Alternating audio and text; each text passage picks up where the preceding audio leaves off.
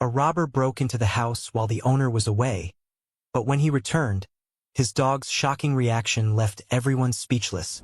The autumn wind whipped through the trees lining Cedar Grove Street in suburban Massachusetts, sending crimson leaves dancing across James Morrison's driveway.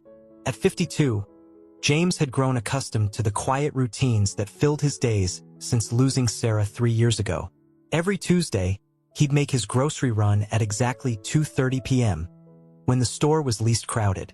Every evening, he'd walk Max, his German Shepherd, along the same route Sarah had mapped out when they first brought the puppy home. And every night, he'd sit in Sarah's favorite armchair, Max's head in his lap, and tell his dog about another memory of his wife. But this Tuesday was different. As James pulled into his driveway at 3:15 p.m., the grocery bags rustling in the back seat of his Honda Accord, something felt wrong. The front door of his colonial home, the one he and Sarah had painted sunshine yellow the summer before her diagnosis, stood slightly ajar. An unfamiliar black sedan was parked haphazardly on the street, its dented bumper and missing hubcap marking it as out of place in their peaceful neighborhood. Most alarming of all was the silence. Max, their 4-year-old German Shepherd, should have been raising hell at any stranger approaching the house. The dog hadn't missed a single delivery person, postal worker, or neighborhood kid selling cookies in all the years they'd had him. Sarah used to joke that they didn't need a doorbell with Max around. "Max," James called out, his voice catching in his throat. The paper bags slipped from his trembling fingers, sending oranges rolling across the concrete and a jar of pasta sauce shattering. The sound seemed to echo in the unnatural quiet of the afternoon. With shaking hands, James pulled out his phone and dialed 911. "There's someone in my house," he whispered to the dispatcher, eyes fixed on the door. "Please hurry. My dog. I don't hear my dog." The 10 minutes it took for the police to arrive felt like an eternity. James paced at the end of his driveway, memories flooding his mind unbidden. Max as a tiny puppy, all oversized paws and floppy ears, curled up in Sarah's lap during her chemotherapy sessions.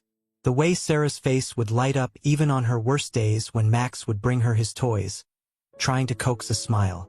Her last conversation with James, weak but determined, making him promise to let Max sleep on the bed after she was gone. Something she'd never allowed before. "He'll need the comfort as much as you will," she'd said, her once vibrant green eyes now clouded with pain but still holding that spark of wisdom that had drawn James to her 25 years ago. "That dog has more love in his heart than most people. Don't let grief make you forget how to use yours." The arrival of 3 police cruisers, lights flashing silently, snapped James back to the present. The officers approached with practiced efficiency, guns drawn. A quick inspection of the exterior revealed what James had already guessed. The back door's lock had been jimmied open. Inside, the house bore all the signs of a hasty search. Drawers hung open, their contents strewn across floors. The antique secretary desk where Sarah used to write her Christmas cards had been pulled away from the wall, its hidden compartment discovered and emptied. But it was the small things that made James's heart clench. Sarah's jewelry box upended, the delicate silver locket she'd planned to give their daughter lying broken among scattered costume pieces. They'd lost the baby in the 2nd trimester, but Sarah had kept the locket, saying someday they might find someone who needed it. Then James saw the blood. Small droplets leading from the living room toward the kitchen, a smeared handprint on the doorframe. His knees buckled, and one of the officers caught his arm. "Max." His voice was barely a whisper now. "Please God, not Max too." What they found in the kitchen defied explanation. Max was there, all 85 pounds of him, but he wasn't attacking or even restraining the intruder in any traditional sense. Instead, the German Shepherd was lying partially across the legs of a young man who sat propped against the kitchen cabinets. Max's head rested on the stranger's chest, and though his eyes tracked the officer's entrance, his tail began to wag gently against the linoleum floor. The intruder, really just a boy, James realized with shock, had one hand pressed to a bleeding gash above his right eyebrow. The other hand was buried in Max's thick fur, scratching in that perfect spot behind the ears that Sarah had always called his happy place. The young man's eyes were red-rimmed, his clothes threadbare and dirty, but there was something in his expression as he looked down at Max that made James's breath catch. It was the same look he'd seen in the mirror countless times after Sarah's death, when Max would force his way into James's lap during the darkest moments of grief. A mixture of bewilderment and desperate gratitude for unconditional love freely given. "I'm sorry," the young man said hoarsely, raising his free hand in surrender as the officers moved forward. I wasn't going to hurt anyone. I thought the house was empty. And then the dog. He swallowed hard. I don't understand why he..." As the police secured the scene and helped the young man to his feet, James noticed Max's food and water bowls had been moved from their usual spot by the back door. The food bowl was empty, not unusual for that time of day, but there were crumbs scattered around it, and a fresh water ring on the floor showed the water bowl had been recently disturbed. The story emerged slowly over the following hours, each detail adding layers to what had seemed at first a simple case of breaking and entering. The young man was Tommy Wells, 20 years old and alone in the world since aging out of the foster system 8 months earlier. His biological mother had died of an overdose when he was 6. His father had never been in the picture.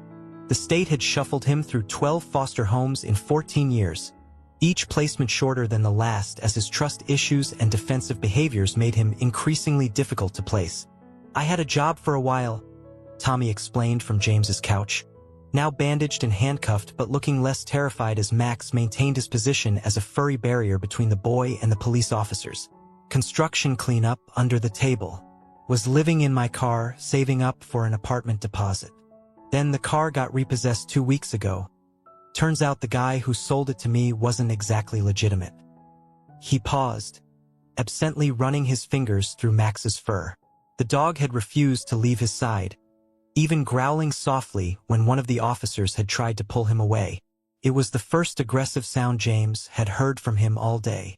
"I hadn't eaten in, 3 or 4 days. Was getting dizzy. Saw the house. Thought maybe there'd be something I could sell." Tommy's voice cracked. "But when I got in, this big guy comes running down the stairs, and I thought, this is it. I'm done. But he just stopped. Stared at me like he was looking into my soul or something." James found himself nodding, remembering the way Max had studied Sarah's oncologist on their first meeting, then gently laid his head in the doctor's lap. The man had burst into tears, later telling them he'd lost his own dog to cancer the week before. Somehow, Max had known exactly what he needed. "Then he goes to his food bowl," Tommy continued, "picks it up in his mouth and brings it to me, just drops it at my feet and sits there, staring. I thought I was hallucinating at first, but then he nudges it closer with his nose and, something in his eyes." Tommy wiped his face with his sleeve. "I hadn't cried in years. Not since my last foster mom sent me back for being too difficult. But I just sat down right there on your floor and lost it." The lead officer, a weathered woman named Martinez who had initially reached for her taser upon entering the kitchen, was now looking between Max and Tommy with undisguised wonder. "Then what happened?" "He brought me to the kitchen, actually tugged on my sleeve until I followed. I ate some dry dog food at first, was too shaky to look for anything else. He got me water, showed me where it was. Every time I tried to leave after that, he'd either block the door or grab my clothes. When I got dizzy and hit my head on the counter, he literally pushed me down to sit and then just laid on me. Like he was trying to keep me from running, but also, like he was trying to help." "He used to do that with Sarah," James found himself saying. All eyes turned to him, and he realized he hadn't spoken in several minutes. "My wife, during her chemotherapy when she'd get the shakes. He'd lie across her legs, keeping her warm. The doctors said his body heat helped with the muscle spasms." Officer Martinez was quiet for a long moment, looking thoughtful. Finally, she said, "Mr.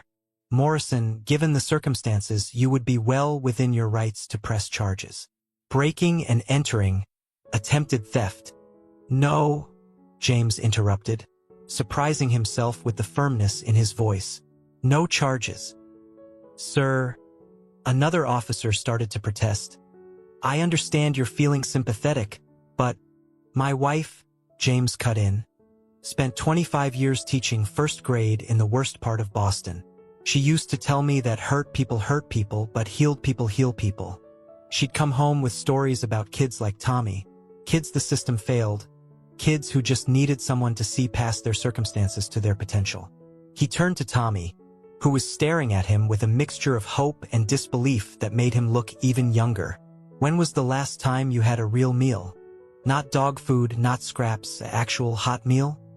Tommy swallowed hard. I can't remember. Maybe at the shelter last month?" James nodded decisively. "Officers, I know you have procedures to follow, paperwork to file. But when that's done, I'd like him brought back here." At their skeptical looks, he continued, "That room upstairs, the one he found the jewelry box in, it was supposed to be our daughter's nursery, has been sitting empty for 5 years now, collecting dust and bad memories. I think it's time it had a better purpose." "Sir," Tommy's voice was barely audible, "you don't have to." "Yes, I do," James said simply. "Because Sarah would have, and because Max already decided you belong here." The transformation that began that day took time, patience, and more than a few awkward moments. Tommy spent the first week barely leaving his room except for meals, which James insisted they eat together at the kitchen table. Another of Sarah's rules that had fallen by the wayside in her absence. Max appointed himself Tommy's personal alarm clock, waking him each morning with a stuffed dragon that had been Sarah's last Christmas gift to him. Slowly, Tommy began to emerge from his shell. James learned about his dreams of working with animals, sparked by a childhood spent sneaking food to neighborhood strays, often going hungry himself to feed the cats and dogs that became his only friends in new foster homes. He discovered Tommy's gift for growing things when he found the boy carefully repotting one of Sarah's neglected houseplants, explaining quietly that he used to help tend the garden at his second foster home, the only one where he'd stayed more than a year. "They wanted to adopt me," Tommy admitted one evening, helping James weed the long-neglected flower beds. "But then she got pregnant with their own baby, and suddenly there wasn't room for a troubled 10-year-old anymore." Max, who had been digging his own holes nearby, thankfully in an empty patch of dirt, abandoned his excavation to press against Tommy's side. The young man buried his face in the dog's fur, and James pretended not to notice the dampness in his eyes when he finally looked up. As weeks turned into months, the changes became more pronounced. Regular meals and a safe place to sleep helped Tommy's gaunt frame fill out. The constant tension in his shoulders began to ease. He started helping around the house without being asked, fixing loose shutters and leaky faucets with skills learned during his brief construction job. The real breakthrough came when James found him one morning at the kitchen table, surrounded by brochures from the local community college. Max sat at attention beside him, one paw resting protectively on a pamphlet about their veterinary technician program. "I've been researching scholarships," Tommy said hesitantly, not meeting James's eyes. "And there's this work-study program at the animal shelter. I thought maybe—" "Wait here," James interrupted, hurrying to his home office. When he returned, he was carrying the folder of papers Sarah had left with her final instructions. Inside, along with her will and funeral preferences, was a letter James had never been able to bring himself to open. "My dearest James, if you're reading this, then I'm gone, and knowing you, you're probably sitting alone in the dark letting grief eat you alive. Stop that right now. Get up, turn on the lights, and let Max in. I'm sure he's scratching at the door. You know, I've always believed everything happens for a reason, even if we can't see it at the time. We lost our baby girl, and it nearly broke us, but that loss led us to Max. And Max, my love, is going to lead you to whatever comes next. I'm leaving you well provided for, the life insurance, my pension, the inheritance from Mom. But money's no good just sitting in an account. Use it, not just for yourself, but for whoever Max brings into your life. That dog has a gift for finding people who need love. Just like I found you all those years ago at that awful singles mixer neither of us wanted to attend. Don't let fear of more loss keep you from opening your heart again. And don't let guilt about being happy stop you from living. I lived every day of our marriage filled with joy, And I want the same for you, even if I'm not there to see it. All my love, Sarah. P.S. Let Max sleep on the bed. He drools less than you do. James laid the letter on the table, watching Tommy read it with tears streaming down his face. When the young man looked up, James said quietly, I think it's time we talked about your tuition. The next 2 years brought changes Sarah herself might not have predicted. Tommy excelled in his classes, his natural intelligence finally finding an outlet after years of academic instability. He started volunteering at the local animal shelter, where his patience with their most traumatized residents led to a paid position in their rehabilitation program. Max accompanied them both to therapy, James to finally properly process his grief, Tommy to begin healing from his childhood trauma. The dog seemed to know instinctively when to offer comfort, when to provide distraction, and when to simply be present.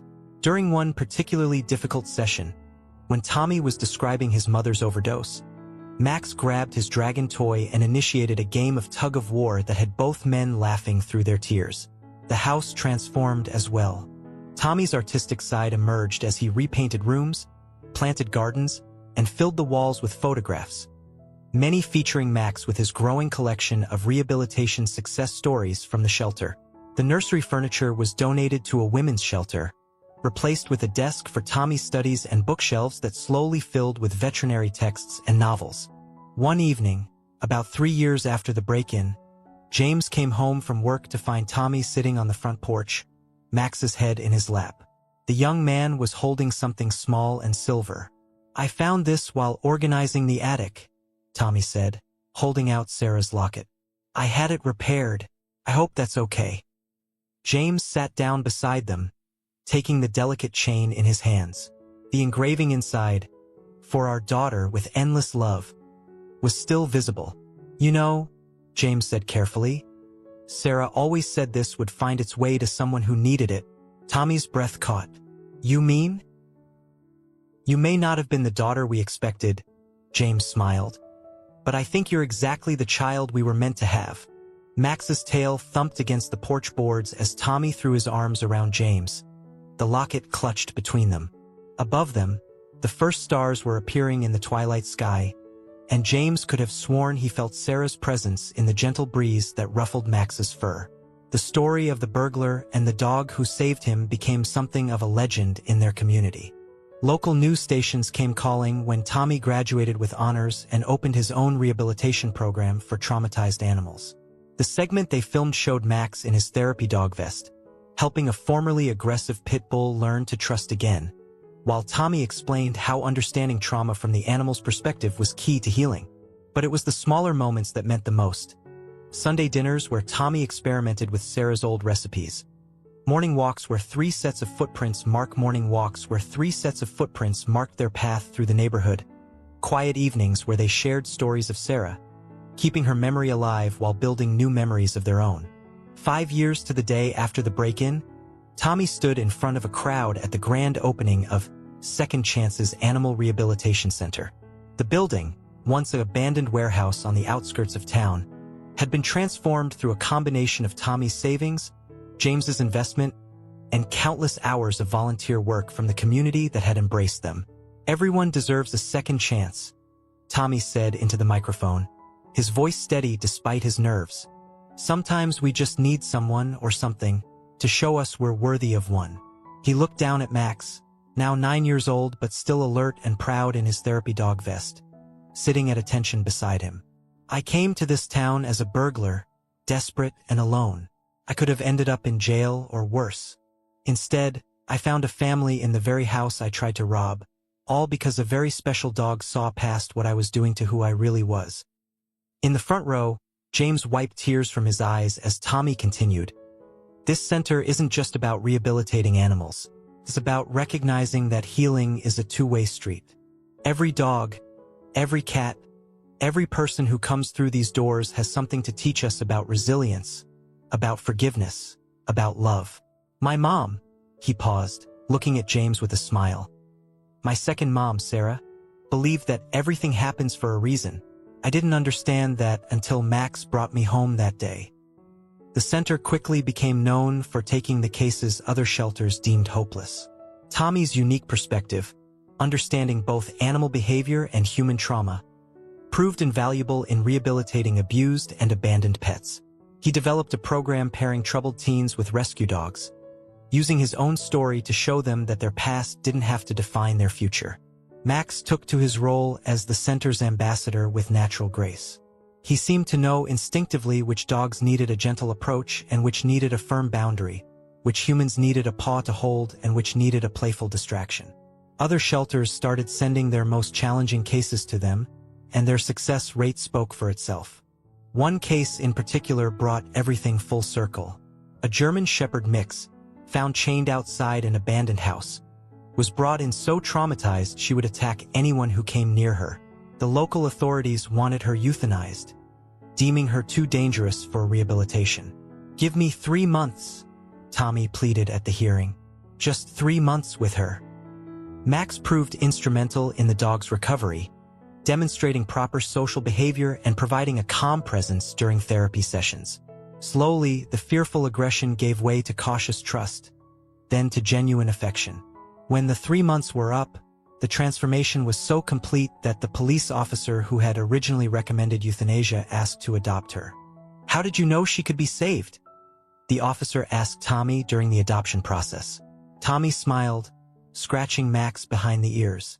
"Someone once looked past my defenses and saw who I could become instead of who I was. I owed her the same chance." As the years passed, Max began to slow down, his muzzle graying, his steps becoming more measured. But his heart remained as big as ever. He continued his work at the center well into his senior years, now specializing in helping elderly dogs adjust to shelter life. The sight of the old German Shepherd gently guiding a nervous newcomer around the facility never failed to move visitors to tears. On Max's 12th birthday, James and Tommy threw him a party at the center. Staff, volunteers, and many of their successful adoptees came to celebrate. As they watched Max holding court among his admirers, accepting treats and pets with dignified grace, Tommy said quietly, "Do you ever wonder if Sarah knew about all of this?" James looked around the room, at the wall of success stories featuring Max with various rehabilitated animals, at the teenagers from their youth program playing with rescue puppies, at the community that had formed around one dog's capacity for unconditional love, and smiled. "I think she knew Max would lead us exactly where we needed to go. She always said he had more love in his heart than most people." "She was right about that," Tommy agreed, watching as Max gently encouraged a shy child to pet him. "About everything, really." That evening, as they sat on their back porch, the garden Tommy had planted now a riot of color in the summer twilight. Max lay between their chairs, his head resting on his beloved dragon toy. James reached down to scratch his ears, remembering the tiny puppy Sarah had brought home, the loyal companion who had seen him through his grief, the remarkable dog who had known a desperate young man needed family more than he needed punishment. "You know," Tommy said thoughtfully, "I used to think it was just luck that Max didn't attack me that day. But now, working with dogs every day, understanding how they think and feel, I don't think it was luck at all. I think he knew exactly what he was doing." James nodded, remembering Sarah's words about Max knowing who needed him. Dogs see things we don't sometimes. They sense things about people that we miss behind all our judgments and preconceptions. Max didn't see a burglar that day. He saw someone who was lost and hurting, just like I was after Sarah died. "He saw family," Tommy said softly, reaching down to run his hand along Max's back. "He saw what we could be to each other." Max's tail thumped gently against the porch boards, and both men fell silent, watching the stars emerge in the darkening sky. The evening air was sweet with the scent of Tommy's flowers, Sarah's favorites that he'd planted in her memory, and somewhere in the distance, a dog barked joyfully. James thought about how a single moment of compassion, not from him but from his dog, had changed so many lives. The hundreds of animals saved through their center, the troubled teens who found purpose in helping them, the ripple effect of kindness spreading out into their community. All because Max had chosen love over fear that autumn afternoon. "You did good, boy," James whispered as he did every night. You did so good. Max lifted his head and looked between them with those wise, loving eyes that had seen so much grief and healing, fear and trust, endings and beginnings. His tail wagged once, twice, and then he settled back down with a contented sigh. Above them, a shooting star streaked across the sky, and James could almost hear Sarah's laugh on the breeze. She had known, all those years ago, exactly what they would need. Not just a dog, but a teacher showing them how to love without conditions, how to trust despite past hurts, how to build family from the broken pieces of their hearts. And in the end, that was the real miracle. Not that a dog had stopped a burglary, but that he had shown them all how to be more human.